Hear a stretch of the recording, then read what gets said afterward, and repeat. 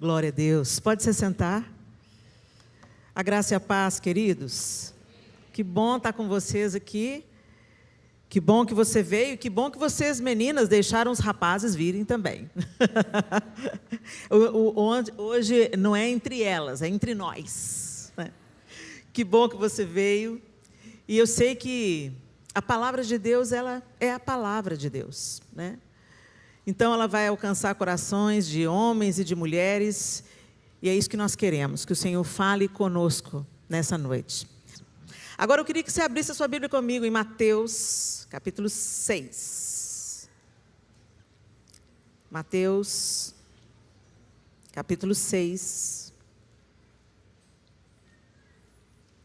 E eu vou usar a Nova Almeida atualizada, é a minha versão. Pode ser um pouquinho diferente da sua, mas é a mesma palavra de Deus. Então, fica ligadinho, se você às vezes tem uma dificuldade de ler um texto diferente daquilo que você está ouvindo, fica ligado para você compreender.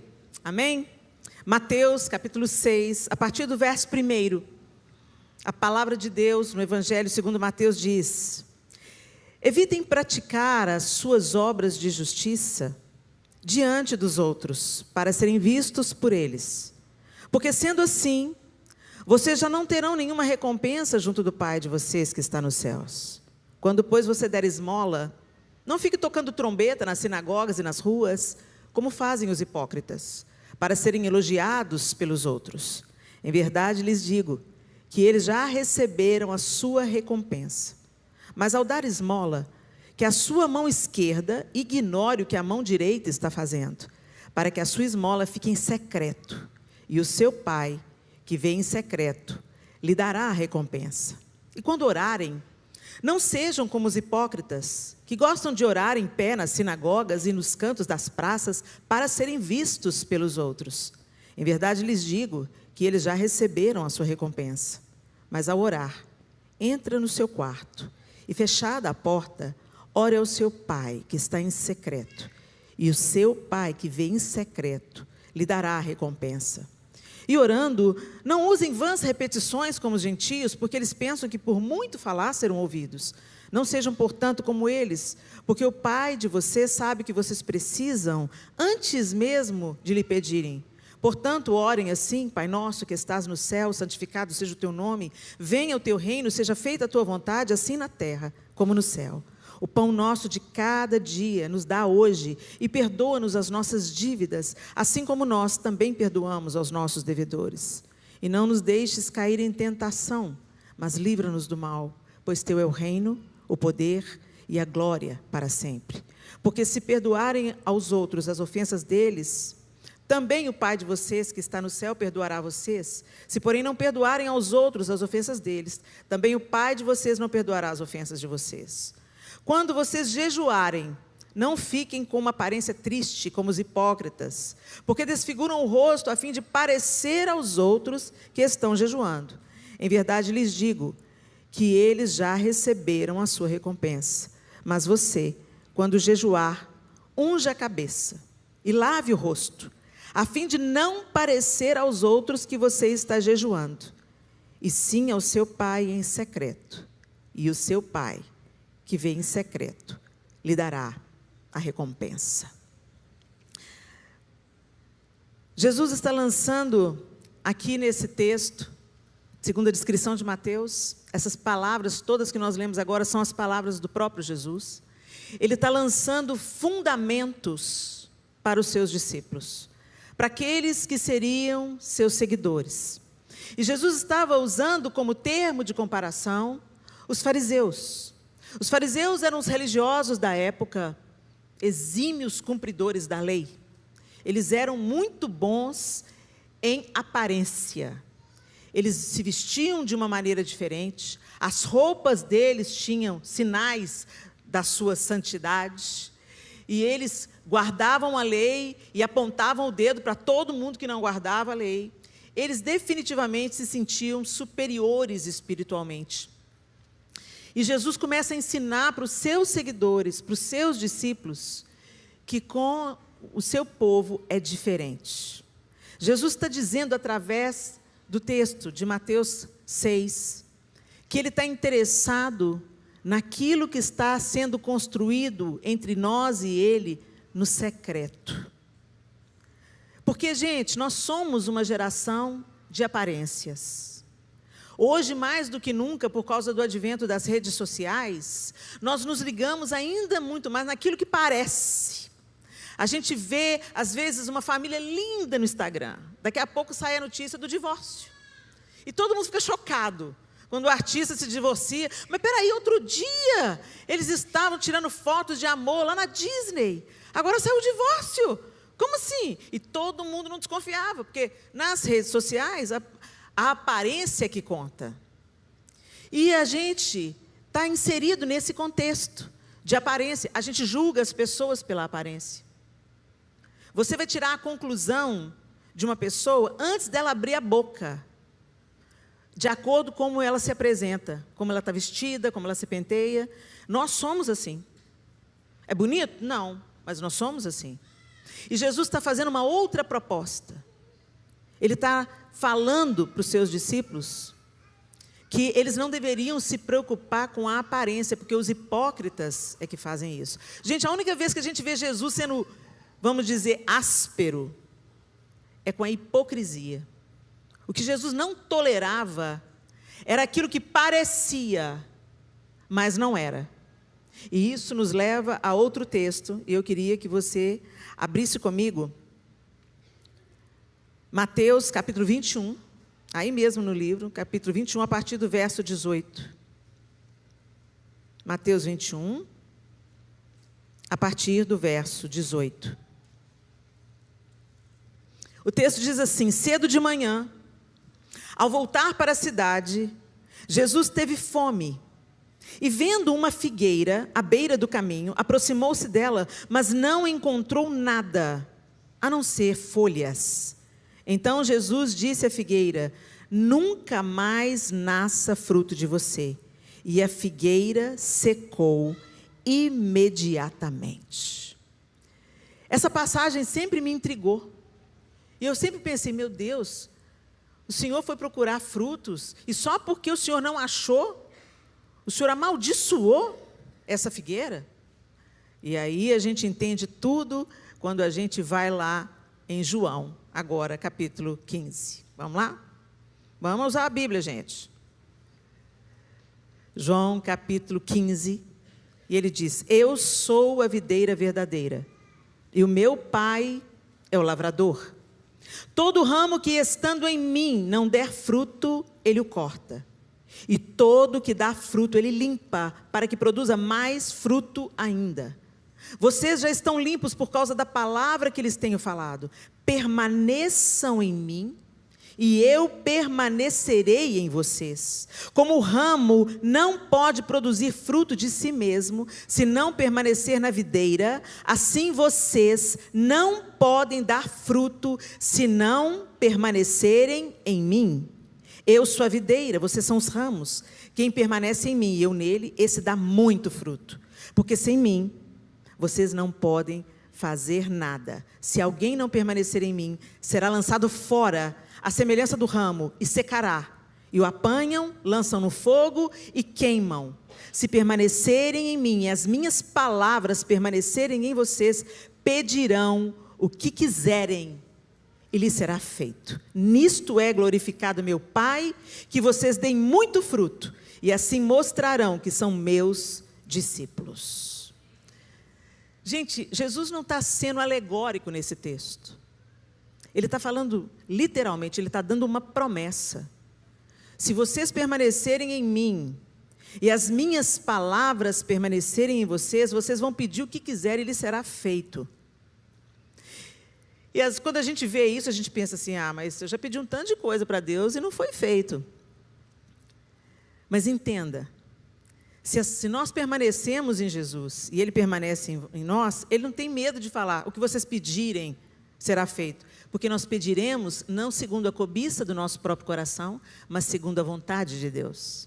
E por isso que Ele continua dizendo: assim o nome do Senhor será glorificado, e muitos saberão que vocês são meus discípulos. Aí, gente, eu entrei num estado de frustração. Porque eu falei: Senhor, eu penso que eu permaneço no Senhor. E eu penso que as suas palavras permanecem em mim. Eu penso que eu não estou pendurada na videira. Eu penso que eu estou enxertada na videira. Eu confessei o Senhor como meu Senhor e Salvador. Eu não era suficiente para salvar a mim mesma. Eu criei no seu sacrifício como a porta que me leva de volta para um relacionamento com Deus. Eu entrei por essa porta e eu tenho procurado te obedecer. Senhor, por que quando eu oro pela cura de alguém, nem toda cura acontece?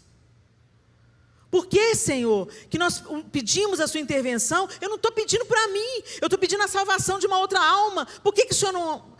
E eu comecei a experimentar uma frustração. E aí o Senhor falou assim, vamos lá, Helena, você pode produzir fruto por você mesma? Não, eu não posso. Sem mim, nada podeis fazer. Mas a gente tenta, hein? A gente tenta. A gente faz de Deus, muitas vezes, aquele que vai satisfazer a nossa vontade. E a gente anda falando com Deus, Deus, olha aqui, meu projeto, abençoa. Olha aqui minha família, Senhor, abençoa. Olha meu filho, salva. E quando a gente percebe, nós estamos vivendo um chamado que é centrado em nós mesmos. Nós oramos pelas nossas próprias causas. Nós buscamos mais as coisas dessa terra do que as coisas do alto. E aí é a hora da gente realmente refletir. As palavras de Jesus têm permanecido em mim? É a palavra de Cristo que me guia? E eu permaneço nele? Se alguém está em Cristo, é nova criatura? Será que eu estou em Cristo?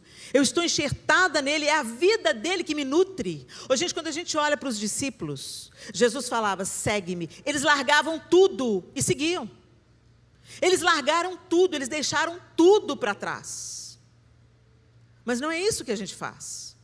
E eu não estou falando que você tem que abandonar a sua casa, a sua família, entendeu? E sair pregando o evangelho alienado. Não é isso que eu estou falando. Eu estou falando que o negar a si mesmo continua na lista de prioridade para seguirmos a Cristo. E nós estamos vivendo num tempo que se preocupa apenas com a aparência religiosa. E eu entendi, quando ele vai naquela figueira, e ele está buscando figos, o que levou Jesus para uma figueira, para buscar fruto, numa época que não era a época da figueira dar fruto? O que levou Jesus para procurar fruto quando não era a época? As folhas. Aquela figueira tinha folhas. E normalmente quando a figueira tinha folhas, embora não fosse o tempo, alguns tipos de figueiras podem antecipar a estação e dar algum fruto. Mesmo que seja um fruto mirrado, um fruto pequeno, mesmo que ele encontrasse um fruto ainda verde, ele encontraria um fruto. Porque ela tinha um sinal aparente de que tinha fruto. Mas quando ele vai buscar o fruto, convicto de que encontraria, ele não encontra. Então ele amaldiçoa. E aí fica evidente para a gente como Jesus rejeita tudo que parece, mas não é. Como ele é enfático com isso. Ele era tolerante com pecadores, ele comia com aqueles que eram de fama duvidosa, ele absolveu uma mulher que foi pega em flagrante adultério, e naquela história ele poderia condená-la, porque ele não tinha pecado. Mas quando fala de parecer e não ser, Jesus não tolera. Jesus é enfático. E aqui, em João, ele está deixando isso claro. A questão é, sem mim, nada podeis fazer. Agora, se vocês estiverem em mim, vocês darão fruto. Vocês darão fruto. É inerente à natureza de Deus em nós, produzir em nós fruto. Que fruto? Amor, alegria, paz, longanimidade, benignidade, bondade, mansidão, domínio próprio. Fruto do Espírito. O fruto, ele tem dois objetivos: o desfrute e a semente. Então, quando eu como um fruto, eu desfruto dele, da doçura dele, do perfume dele, do sabor. Ele mata a fome, mas ele deixa uma semente. Então tem sempre algo para ser multiplicado. E é isso que o Senhor quer fazer em nós. Que a nossa vida cheia de Deus produza fruto. E que esse fruto alimente muitas pessoas ao nosso redor e seja semeadura para a próxima geração. E aqui cabe a nossa reflexão. Que tipo de cristianismo nós estamos vivendo, meus irmãos? Será que nós estamos apresentando muitas folhas? Você tem uma aparência de crente, você fala como crente, você usa o crentez, misericórdia, sangue de Jesus, queima, está repreendido, olha o manto. A gente sabe todas as gírias, o crentez fluente, misericórdia. Aí você olha e pensa, é crente. Você já viu alguém falando misericórdia, sangue de Jesus tem poder? Você olha, é crente. Mas, gente, nós estamos vivendo um tempo tão complicado que essa palavra misericórdia, sangue de Jesus tem poder, está na boca de todo mundo. Virou clichê. Aí você olha para a aparência. Não tem nenhum decote. A saia está no comprimento certo. O cabelo é comprido, você olha e pensa assim, uma santa mulher de Deus. Mal a gente sabe que a língua é tão grande quanto a saia e o cabelo. Então a gente tem uma aparência de piedade, uma aparência de justiça, mas os nossos frutos são de plástico. E eu não sei, aqui nos Estados Unidos vocês têm essa capacidade de comparação. Quando você pega uma fruta de plástico aqui, ela é muito parecida com o verdadeiro. É ou não é? Você jura que é verdade. Quando você pega o fruto, eu vivo contando essa história, porque eu fui trollada na casa da minha amiga. Eu gosto dessas mexericas pequenininhas, que elas têm aquele sabor bem azedinho, né? E eu cheguei na casa da Micheline, estava a fruteira cheia daquelas mexericas pequenininhas. Eu já voei nela, né? Intimidade é uma coisa, dá dinheiro, mas não dá intimidade. Já fui pegando a mexerica. Quando eu peguei a mexerica, que decepção. Não tinha peso. Não tinha cheiro. Era plástico. Que frustração. Aí a Micheline logo falou, calma, que aqui tem a de verdade. Abriu a geladeira, a gaveta da geladeira, tirou uma e me deu, ainda estava geladinha. Aí quando eu descasquei a mexerica, o perfume se espalhou. Fica impregnado nos dedos da gente, você lava, não sai. Meus irmãos, e a mexerica, para mim, ela tem tudo a ver com o fruto do Espírito, é engomos. E aí o Senhor começou a falar comigo. Quando o meu fruto brota da sua vida, as pessoas ficam impregnadas do perfume desse fruto. A mexerica mata a fome e a sede, porque ela é essa fruta molhadinha. Ela sacia a fome, sacia a sede, tem muita semente e deixa tudo perfumado ao redor. E é isso que Deus quer fazer com a nossa vida, meus irmãos. Mas para isso nós precisamos de permanecer no Senhor. Permanecer. E o que é permanecer? Demorar-se em, perseverar, manter-se, conservar-se, continuar a existir. Isso é permanecer. A gente não vive com Deus nas reuniões da igreja, nas reuniões da aba ou na sua igreja para você que é visitante. A gente não vem ver o Senhor no culto. A gente não adora o Senhor apenas na congregação dos santos. A gente não é crente na igreja e leva uma vida secular. Não, o meu trabalho secular, a minha vida no meu trabalho. Gente, a minha vida não tem vida secular. A vida daquele que está em Cristo não é compartimentada. Eu estou em Cristo no meu trabalho, eu estou em Cristo na minha escola, eu estou em Cristo em família, eu estou em Cristo na igreja, eu estou em Cristo onde eu passar, e onde eu passar, o perfume dele tem que ficar impregnado em tudo ao redor. E eu não estou falando de uma religião, Porque tem uma diferença entre o fruto que Deus faz produzir em nós e que muda todo o ambiente que a gente entra, e tem o crente chato. O crente chato é o fariseu da modernidade. É aquele que muda até o tom de voz para orar. Estava falando na vida, e aí, fulano, tudo bem, João? Beleza? Vamos orar. Amantíssimo Deus, eterno Pai, em cuja presença, Senhor, nos encontramos. Ô, gente, fariseu puro. O Senhor te conhece até seus pensamentos. Você está pensando que você esconde quem você é de Jesus? Antes que você fale, Ele já sabe. Ele sabe das suas invejas. Ele sabe dos seus ranços. Ele sabe quando você abre a internet e olha aquela irmã postando, nojenta. Ele vê, Ele sabe. Então dele nós não podemos esconder coisa alguma. E é isso aí que Ele quer mover. É isso aí que Ele quer mexer na nossa vida. A nossa vida privada, a nossa vida secreta. Quem nós somos no secreto. Porque a gente orar em público, eu vim aqui pregar para vocês, é uma bênção. Quem disse eu sou uma bênção não é aquele homem ali, que me aguenta quando eu estou com TPM. Que me vê o dia da doença, da enfermidade. Que me suporta quando nem eu me suporto com essa menopausa.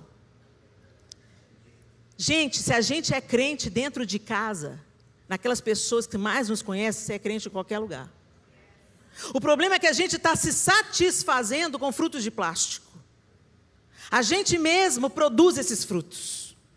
Você tem uma aparência de. Chega na igreja, pastor pede, nós precisamos de voluntários, irmãos, para cozinhar para a gente. As irmãs, tudo vem. Aleluia, pastor, eu sou essa voluntária. Nasci para servir. Aí vem, trabalha na igreja, serve. Aquela você olha assim, pensa, que irmãzinha abençoada. Olha que serva do Senhor. Aí ela chega em casa, o marido dela, demorou, hein? Eu estava na igreja, estava na igreja, servindo Jesus. Tá bom, ainda bem que você chegou, estou com fome. Esquenta uma comida para mim. Quê? Eu trabalhei o dia inteiro na igreja. Você é folgada, hein? Não sou sua empregada, não. Vai lá e frita o ovo você. Essa aí é quem você é de verdade. A gente, muitas vezes, fazemos alguma coisa porque buscamos a aprovação dos outros. Buscamos parecer aos outros. E a gente usa até uma boa justificativa. A gente fala assim, é para dar testemunho. Começa a dar testemunho dentro de casa. O seu próximo, o mais próximo que você deve amar, é quem está morando debaixo do mesmo teto que você. E muitas vezes nós nos acostumamos com isso e a gente vive assim por anos e anos. E por isso o evangelho tem sido blasfemado e escandalizado por causa de quem parece, mas não é. Recentemente eu fiz uma pequena intervenção cirúrgica e a médica falou comigo assim, na minha consulta de retorno, a médica falou para mim assim, você é famosa, né, Helena? Sim, eu? Por que você está falando isso, doutora? Ela falou assim, não, porque todo mundo no bloco cirúrgico te conhecia. Quando você entrou, Helena Tanuri. Ah, é mesmo? Todas as meninas do bloco te conhecem. Elas são todas evangélicas. Que legal. Aí ela falou, eu fico curiosa, quem sabe você me explica? Por que pessoa evangélica, né? Fala da Bíblia, fala de Deus, mas não cumprimenta o porteiro? Por que elas falam que elas são de Deus, mas uma fala mal da outra? Na minha frente, assim, elas estão juntas, a paz do Senhor, que linda, Deus, Jesus, vira as costas e fala mal da outra. Então, doutora, deixa eu te falar, Eu ouvi falar do joio e do trigo? O joio parece trigo, mas não é. E aí, meus irmãos, o Senhor falou que seria assim, que só Ele faz a separação. E sabe por que só Deus faz a separação? Porque só Deus nos conhece no secreto. Só Deus conhece os nossos pensamentos, as nossas intenções e motivações do coração. E é nisso que Ele está interessado. Na nossa rendição, na nossa entrega, na nossa honestidade com Ele. Gente, tem dia que você tem que fazer aquela oração sincera. Senhor, Põe as duas mãos em mim, senão eu vou quebrar a cara de alguém. Jesus, tem misericórdia, Senhor.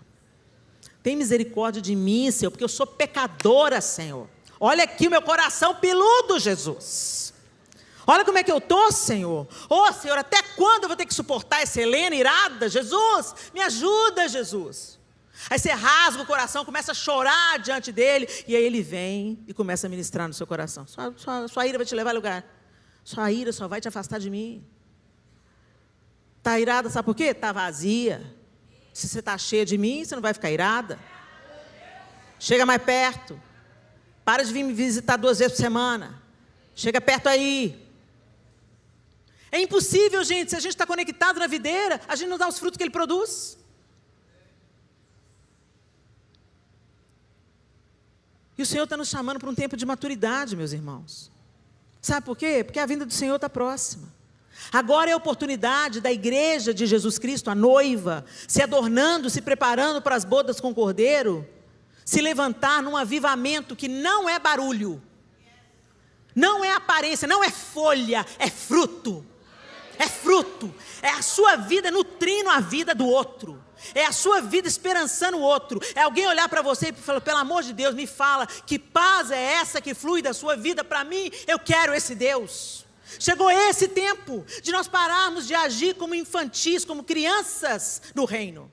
É tempo de maturidade. A gente sempre está buscando um referencial. Eu quero um referencial. Eu quero uma pessoa que seja uma bênção. Você viu fulano? Passa a luta e está firme lá com Jesus. Que inspiração. A inspiração é para você seguir. O apóstolo Paulo deixou muito claro. Sede meus imitadores, como eu sou de Cristo. Parece sério, pesado. Poxa, Paulo, hein? Que moral. Mas ele sabia em que passos ele estava pisando. Os passos de quem que ele estava imitando, a quem ele estava se tornando semelhante. Então, ele não tinha medo de falar, pode me seguir, porque eu estou seguindo a Cristo. Mas hoje a gente fala assim, não, ó, aqui, eu sou humano, não consigo ser perfeito. Tudo bem, nós somos humanos, mas o Espírito Santo que ressuscitou Jesus dos mortos, é o mesmo que habita em você. E Deus não quer te ver feliz, não, Deus quer te ver santo. Ele quer que a imagem de Jesus seja forjada em você. Porque a verdadeira alegria, que é fruto do Espírito, vem disso. De nós sermos parecidos com Cristo. Eu tenho certeza absoluta que Jesus era abundante em alegria. Sabe qual que é a evidência disso para mim? Primeiro o salmista fala, né? O salmista, falando sobre o Messias, ele diz que ele foi ungido com óleo de alegria, mais do que os seus companheiros. Então, o salmista já fala sobre que o Messias era ungido com óleo de alegria. Agora, a evidência, sabe o que é? Criança. As crianças ficavam na cola de Jesus. Você já viu a criança ficando na cola de alguém sisudo? Rabugento? Brigão, bravo? Agora, aparece uma pessoa com óleo de alegria, aquela pessoa feliz, brincalhona, brinca com todo mundo, trata bem todo mundo. A criançada faz o quê? Cola. É aquela pessoa que vai andando e a meninada, ô tia. Então Jesus, sem dúvida nenhuma, era cheio de alegria. E o Senhor quer produzir esse fruto em você.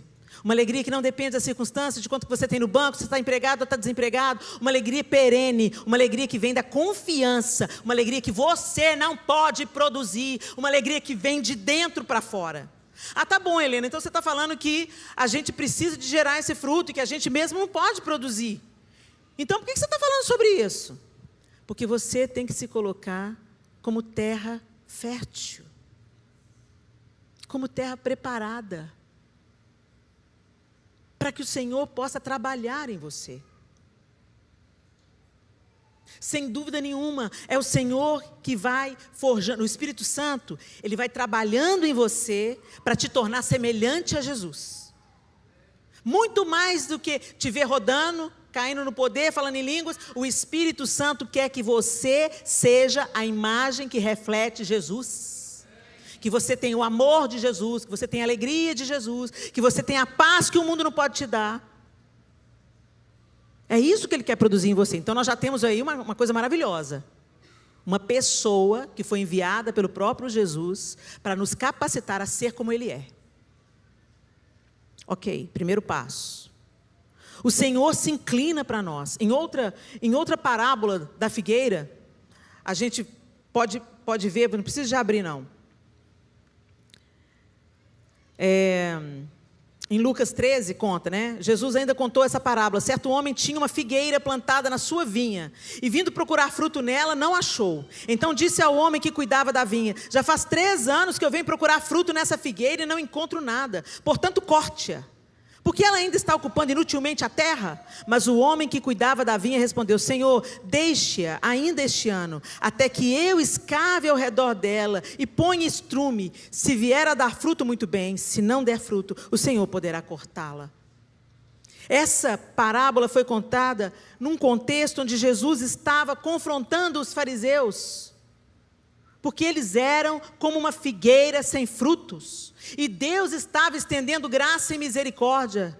O dono da propriedade é Deus, e Jesus é esse agricultor que está falando: me dá mais uma chance, deixa eu escavar a terra em volta, deixa eu pôr estrume, deixa eu investir mais um pouco nessa pessoa aqui, para que o Senhor não corte.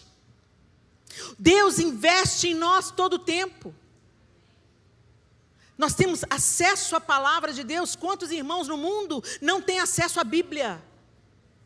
A gente tem acesso à Bíblia, através da qual a gente pode conhecer o caráter de Deus, a pessoa de Deus, como Deus pensa, como Deus age. Mas a gente estuda a Bíblia? Não. A gente abre em Salmo, Provérbio, buscando uma palavra de encorajamento para a nossa vida picareta. Ou Senhor, me dá uma palavra, me dá uma palavra. Ou então a gente fala: Senhor, estou na luta. Senhor, vamos lá, Senhor, fala comigo. Gente, o Senhor tem misericórdia de nós, Ele nos socorre nos momentos de aflição, sim.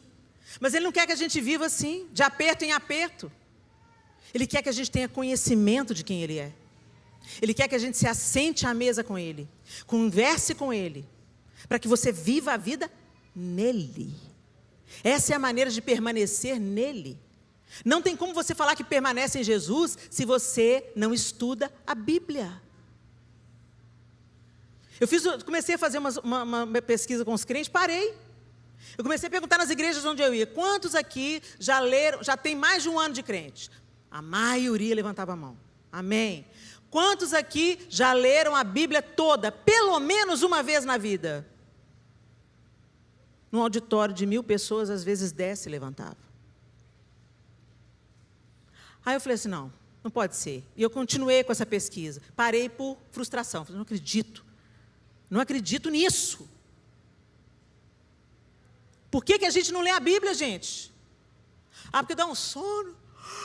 Não entendo. Não tem essa desculpa não, gente. Porque hoje nós temos tantas traduções da Bíblia.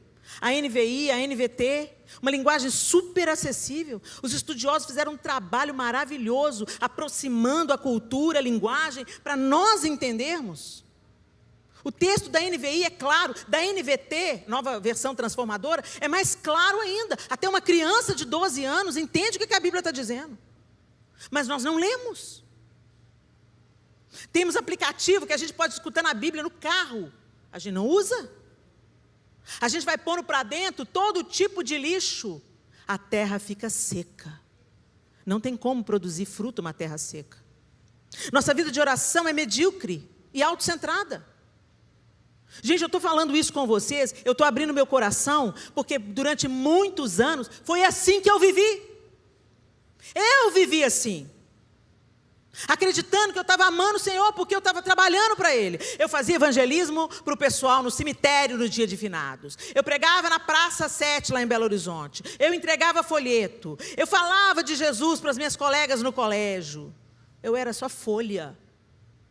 Porque quando a coisa esquentava, a verdadeira Helena vinha para fora. A briguenta vinha para fora. A mal-humorada vinha para fora.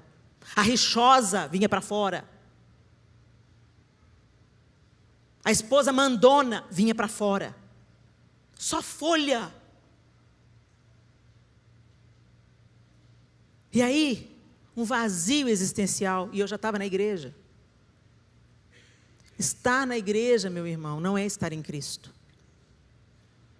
Pertencer a um grupo social chamado igreja não faz de você filho de Deus, filha de Deus. Nós precisamos de nascer de novo. E como nascidos de novo, se eu nasci de novo, eu vivo de um outro jeito. Eu me nutro de outras coisas. Eu encho a minha cabeça com aquilo que edifica. As minhas conversas glorificam a Deus. Qualquer pessoa pode escutar as minhas conversas, porque eu não estou expondo a nudez de ninguém.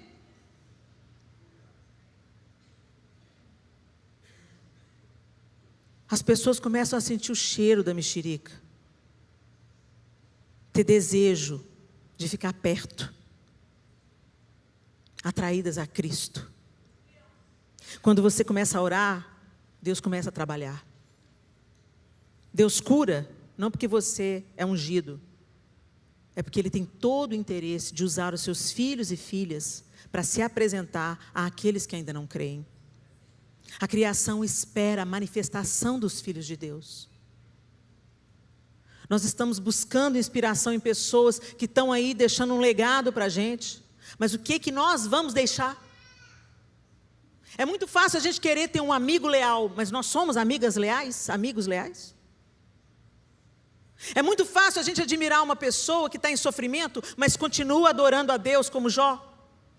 Mas quando chega a nossa vez de produzirmos esse fruto, não dá nada. Nós só vamos florescer e frutificar quando a gente deixar a semente cair numa boa terra. E essa terra, ela é preparada com a intencionalidade da comunhão com Deus. A intencionalidade da comunhão. Como é que é seu nome? Clausilene. Clausilene. Quantos anos você tem, Cláudia? 43. Nossa, menina, não parece. 43. Você é casada, solteira? Solteira. Clausilene tem 43 anos e está solteira.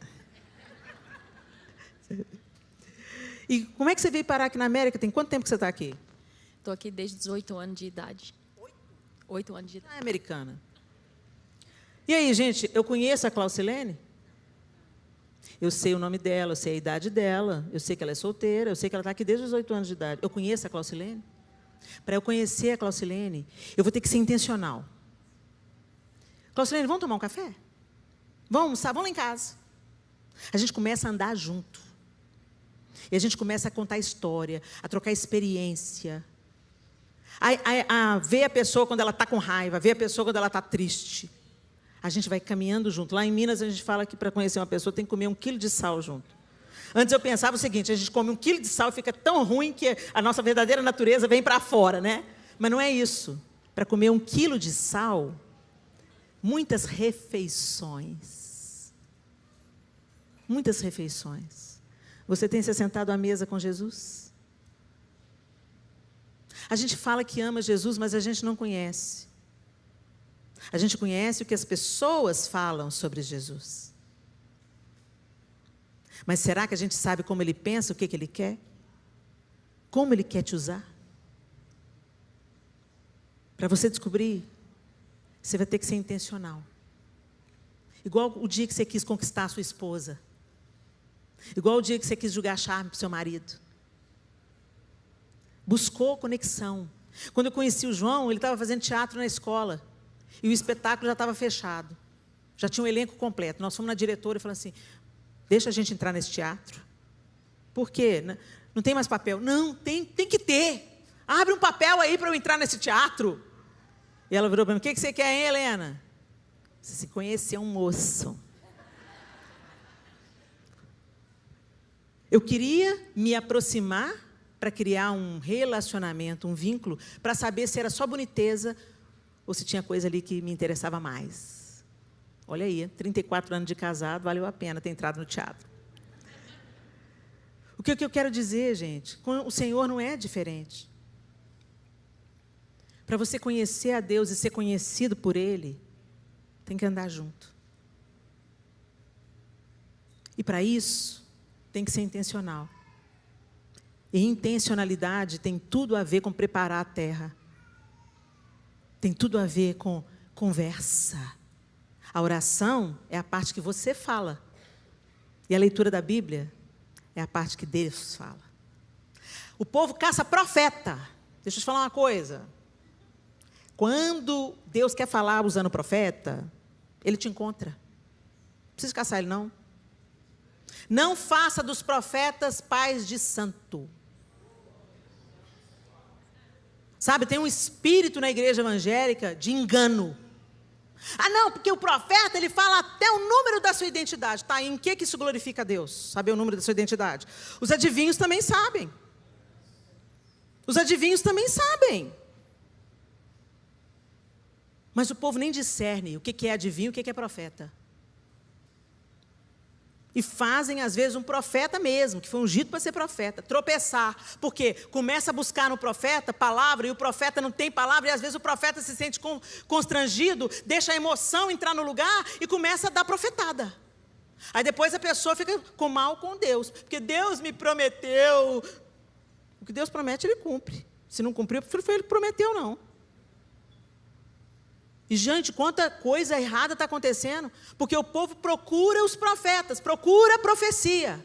Se fala, fulano tem o dom de profecia. O culto tem gente pelo ladrão. Gente pela janela, gente lotando o chão, e todo mundo assim, olhando especial para o profeta, para ver se ele me enxerga. Fala um aleluia mais alto para ver se o profeta, aleluia! Tipo assim, estou aqui, profeta, não tem nada para mim hoje não. Mas não abre a Bíblia. A verdadeira profecia, a palavra de Deus, a palavra viva de Deus. É na palavra de Deus que Ele te corrige, que Ele te exorta, que Ele te consola, que Ele te alerta, que Ele te ensina, que Ele te treina, que Ele te forja. Por isso que quando você pega a Bíblia, você tem aquele sono do inferno. É porque o seu inimigo não quer que você saiba da sua identidade em Deus. Quem você é nele, o que Ele quer fazer na sua vida. A preguiça toma a nossa causa. E aí a gente, para substituir, começa a trabalhar para Deus. Aí a gente faz tudo na igreja. Faz tudo. Lembra do filho pródigo? O filho mais velho ficou em casa trabalhando para o pai. Vocês lembram da parábola? O mais novo saiu de casa e foi viver a vida dissolutamente. E o mais velho ficou em casa, cuidando dos negócios do pai. Mas quando um dia ele volta para casa do campo onde ele estava trabalhando para o pai, ele vê uma festa na casa dele. E ele chama um empregado para procurar o que estava acontecendo na casa dele. Se eu chego na minha casa e está tendo uma festa, eu me apresso para saber o que está acontecendo. É a minha casa, é a casa do meu pai, da minha mãe.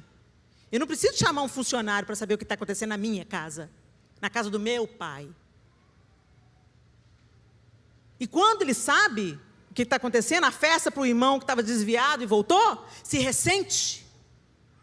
Gente, e quantos de nós permanecemos no lugar do filho mais velho? Estamos servindo a Deus, trabalhando para Deus com os nossos dons, com os nossos talentos, mas não desfrutamos da intimidade de filhos. E ficamos julgando quem pode entrar no céu e quem não entra no céu. A saia daquela lá é curta, aquele lá é tatuado, cuida do seu próprio pecado. Como nós gostamos de vigiar o pecado alheio. Essa é a característica do irmão mais velho. Sabe por quê? Porque ele se sentia superior. Eu nunca saí de casa. Eu fiquei em casa trabalhando para o pai. E tem muito crente que permanece nesse lugar. Eu te sirvo, Senhor. Por que está acontecendo comigo? Como se Deus me devesse alguma obrigação. Eu estava condenado ao inferno. Deus não me deve nada. Tudo que eu recebo é graça, abundante graça. Mas muitas vezes nós nos relacionamos com Deus no modelo utilitarista. A gente quer usar Deus. E permanecemos nesse lugar. Sem comunhão, sem intimidade. E ressentidos daquilo que Deus está fazendo na vida do outro. Às vezes alguém chegou na igreja muito depois de nós. E Deus está usando com tanta graça, com tanto favor. E aí te dá o ranço. Recém-convertido? Parecido. Já está no louvor? Ah lá, gosta de aparecer. Meus queridos irmãos, é tempo de nós amadurecermos. Porque temos dias trabalhosos. Dias trabalhosos pela frente. As coisas não estão num cenário de melhora. Se você pensar no projeto do Ocidente, o Ocidente está ruindo, o Oriente se fortalecendo, o islamismo crescendo, já tomou a Europa. E dentro do islamismo, um veio radical, que quer exterminar quem não segue as suas regras. Você pensa, não, isso é um problema lá de Israel, lá do Oriente Médio. Se você for na Europa, você vai entender o que eu estou falando. Os ingleses estão todos recuados. E os muçulmanos nas ruas. Inclusive, o primeiro-ministro da Inglaterra é muçulmano.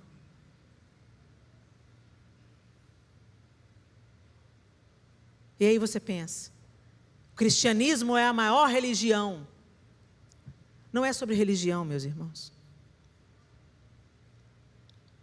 Jesus falou que o amor se esfriaria de quase todos. Jesus falou que os tempos seriam difíceis e que nós seríamos perseguidos por causa do nome dele. Como vocês acham que isso vai acontecer? Antes eu me perguntava, mas como que isso vai acontecer numa democracia? O que estão chamando de democracia não é. Já está acontecendo diante dos nossos olhos. É só você abrir o jornal, é só você ver as notícias, é só você ver o que está acontecendo no mundo todo. Nós entramos numa espiral para a volta de Jesus, gente. Ou a volta de Jesus ou o fim do mundo, porque é o caos. É para a gente se desesperar? Não. Porque esse é o tempo que precede um grande avivamento. Porque enquanto as pessoas estão confortáveis nas suas vidinhas, não precisa de nada. Mas na hora que começar a faltar tudo, faltar comida, faltar saúde, faltar esperança, os filhos da luz vão brilhar intensamente, porque a luz brilha na escuridão. Ela faz diferença na escuridão. E a gente pede, oh Deus, manda um avivamento. Ele vai mandar, mas no modelo lá da igreja primitiva. Uns na Arena do Leão, outros virando tocha acesa por Roma para iluminar a rua. E a igreja cresceu nesse ambiente. Como você está se preparando para os últimos dias? Acabou o tempo, gente, da gente brincar de ser crente, porque o diabo não está brincando de ser diabo. Parou o tempo da gente ficar levando uma vida só autocentrada, preocupado só com os nossos problemas. Chegou a hora de nós também derramarmos a nossa vida, como Jesus derramou a vida dele por nós, servindo genuinamente os outros, amando genuinamente aqueles que aparentemente não são dignos de ser amados. Gente, as pessoas estão desesperadas por amor genuíno, e só aqueles que estão em Cristo é que vão poder florescer e frutificar esse amor, que vai saciar a fome, primeiro a nossa própria fome. Desfrutamos desses frutos também.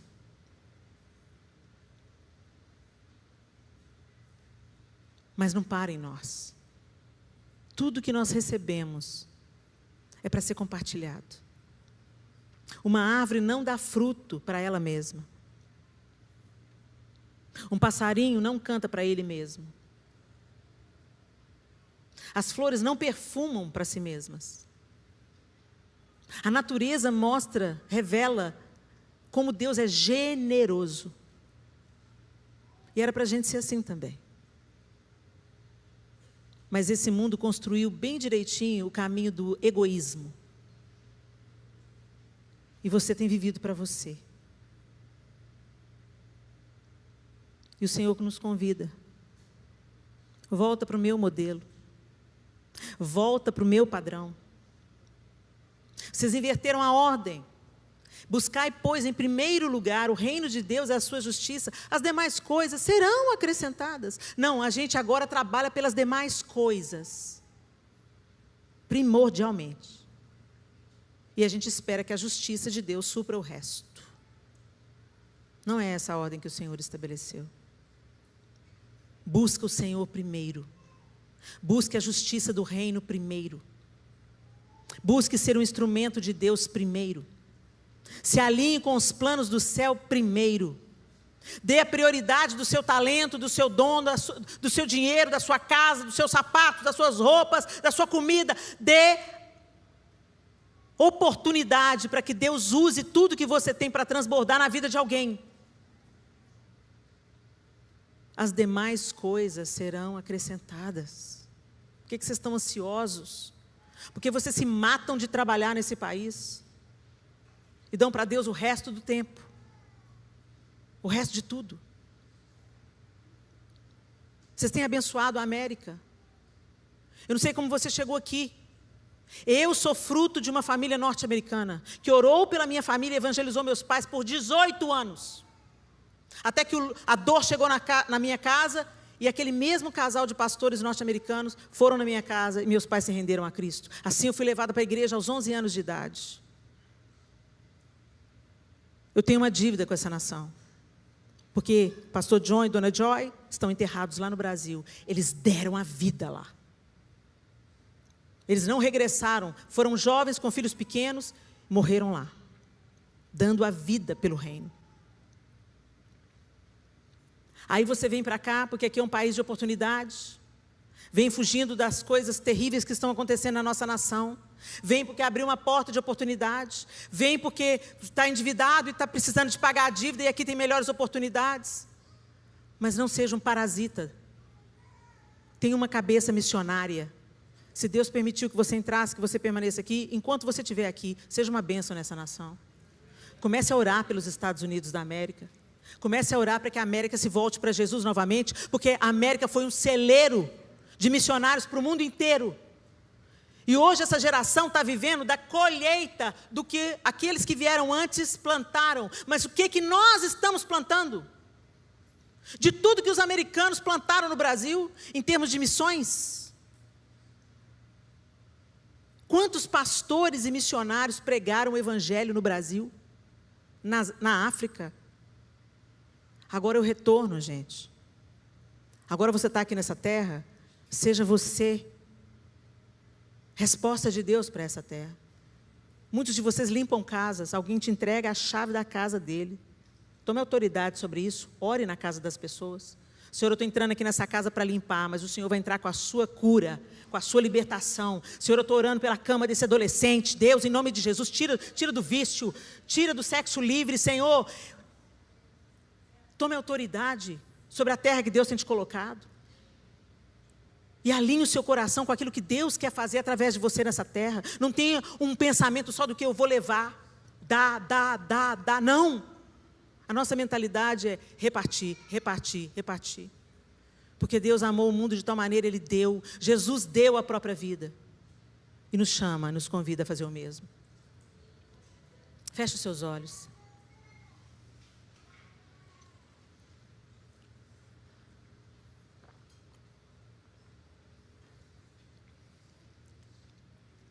Seguir a Cristo vai nos custar tudo. Se alguém pregou para você um evangelho, vem para Jesus que você vai enriquecer, vem para Jesus que você só vai ter alegria, vem para Jesus que tudo na sua vida vai ser bênção. Não pregou o evangelho de Jesus. Deus tem bênção para nós? Infinitas. Deus tem cura? Transbordante.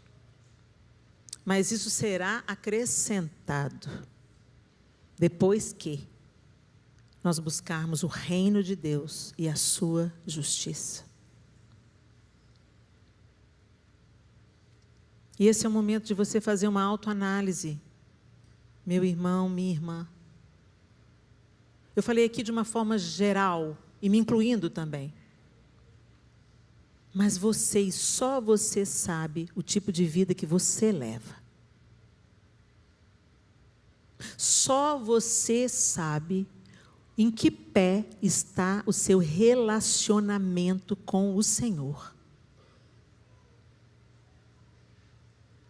Só você sabe O quanto você conhece a Deus através das Escrituras e o quanto você conhece a Deus só de ouvir falar.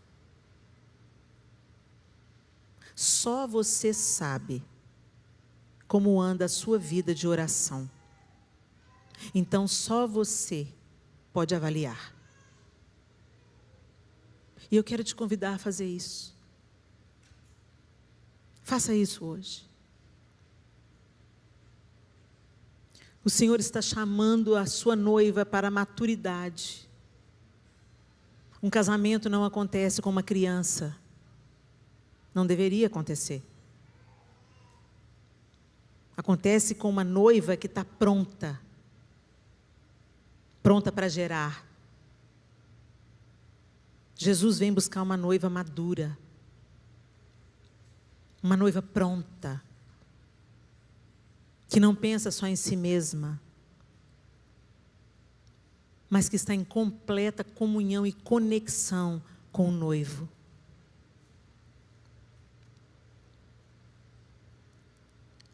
Os bens materiais não podem nos salvar. A sua segurança não está no seu trabalho ou no quanto você ganha. Quantos irmãos têm vivido diagnósticos dificílimos? Um boom de diagnósticos de câncer depois da pandemia. É hora do poder de Deus se manifestar. Da cura sobrenatural começar a acontecer. Para que o nome de Deus seja glorificado. E para que todos saibam que somos discípulos de Jesus Cristo. Mas quantas vezes Deus começa a trabalhar e fazer milagres e tomamos a glória para nós? Uma igreja madura não faz isso. Um crente maduro sabe que nós não somos capazes de ressuscitar mortos, curar câncer, fazer aleijados andar. Só o poder de Deus faz isso. E é isso que o Senhor quer fazer. Mas quantos estão resignados? Totalmente envolvidos com as coisas dessa terra. E por isso mesmo desalentados, desanimados, desesperados. A nossa alegria não se encontra nas coisas da terra, meus irmãos.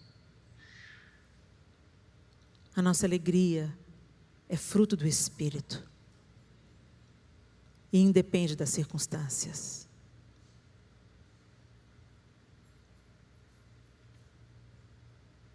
É tempo de conserto. É tempo de ajustes. É tempo de mudança de hábitos. É tempo de intencionalidade em conhecer ao Senhor e permanecer em conhecê-lo. É tempo de permanecermos em Cristo e as palavras dele permanecerem em nós. Para que a gente possa pedir de acordo com aquilo que ele dirige. Para que a gente possa fazer a vontade dele primeiramente. E para que a gente dê muito fruto para a glória de Deus. Senhor, nós estamos na tua presença, Pai.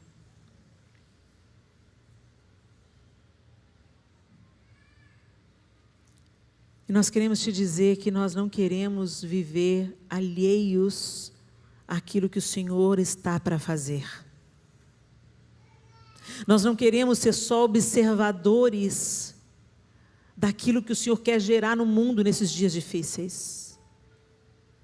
A gente não quer ter esses pensamentos fatalistas, amedrontados, mas a gente quer olhar para os dias adiante de nós esperançosos, de que o Senhor vai fazer coisas gigantes. E a gente quer fazer parte disso. Eu não quero só olhar, Senhor. Eu quero ser um instrumento de avivamento. Uma ferramenta nas tuas mãos. Para que outros te conheçam, Senhor. Nos ajude, Senhor. Remova os ídolos do nosso coração. Tudo que tem ocupado um lugar que é teu na nossa vida. Remova, Pai. Remova. E estabelece o teu trono no nosso coração. Queremos te ter como Senhor não apenas nos nossos lábios, mas queremos que o Senhor seja o nosso dono, o nosso governante, a nossa esperança, a nossa inspiração, a nossa motivação, o nosso prazer de existir. Nos perdoe porque nós nos inclinamos facilmente para o farisaísmo. Somos tendenciosos às aparências. E quantas vezes temos frutos aparentes e muitas folhas, mas não somos capazes de produzir frutos. Faz isso em nós, Senhor. E que haja em nós a intencionalidade de preparar a terra, a disposição de ter um tempo aos teus pés. Porque te amar é te obedecer. E para te obedecer, eu preciso te conhecer. Perdoa, Senhor, quando fazemos as coisas mecanicamente, só por obrigação. Nós não queremos te amar só de lábios, Senhor. Nós não queremos ser contados com aqueles que a tua palavra diz: esse povo honra-me com os lábios, mas o coração está longe de mim. Senhor, nós não queremos te chamar Senhor, Senhor, e não entrar no reino dos céus. Afasta de nós a hipocrisia, Senhor. Afasta de nós a aparência de piedade, a aparência de justiça, a aparência de santidade. E na nossa vida privada, secreta, gera em nós frutos verdadeiros, Senhor, pela bondade e misericórdia do Senhor. Gera em nós o que só o Senhor pode gerar: alegria, amor, paz, longanimidade, benignidade, bondade, domínio próprio, mansidão. Gera em nós, Senhor. Não queremos ser infrutíferos, mentirosos. Queremos que, ainda que o Senhor encontre frutos verdes e pequenos, o Senhor encontre frutos. Nós te pedimos perdão e pedimos que o Senhor faça essa obra em nós. E gere em nós, desafia-nos, Senhor, nessa noite, a quebrar maus hábitos, a sermos intencionais para te conhecer, para estar diante do Senhor e para identificar a sua voz no meio de tantas outras vozes, porque as tuas ovelhas, elas conhecem a tua voz. Nós oramos agradecidos pelo teu cajado e pela tua vara, porque eles nos consolam, nos livram dos lobos. Obrigada porque o Senhor corrige o filho a quem o Senhor ama. Obrigada porque o Senhor ainda está nos convidando, nos convocando para uma nova vida que flui de um novo e genuíno nascimento. Que essa casa seja abençoada, que os seus filhos nessa terra sejam abençoados e abençoadores, e que os seus frutos sejam abundantes em nós, para a glória do teu próprio nome e para a expansão do teu reino, e para que todos saibam que somos teus discípulos, em nome de Jesus. Amém e amém. Deus abençoe vocês.